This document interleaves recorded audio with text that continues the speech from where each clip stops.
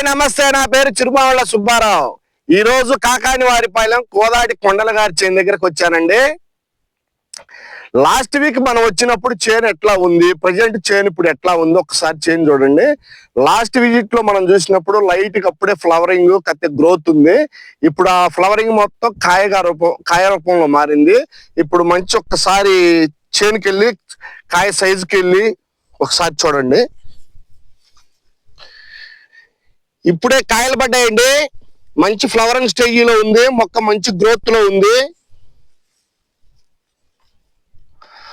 6 ఎకరాలు చేను తిరిగితే ఒక్క 2 చెట్లు బొబ్బరి చెట్లు తగిలినాయండి. 6 ఎకరాల చేలో ఒక్క 2 బొబ్బరి చెట్లు తగిలినాయి. చేను చాలా నీట్ గా ఉంది. మంచి ఫ్లవరింగ్, పూత, కాత. చేలో నల్లి కానీ, తామర పురుగు కానీ, తెల్లదొంగ కానీ ఏమీ లేవు. చేను చాలా ఆరోగ్యంగా ఉంది. ఇట్లానే మెయింటైన్ చేస్తే ఒక 2 months లో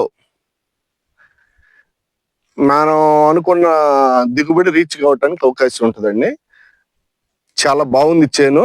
నెక్స్ట్ వీడియోలో, నెక్స్ట్ విజిట్ లో ఈ చేను గురించి మనం మాట్లాడుకుందామండి.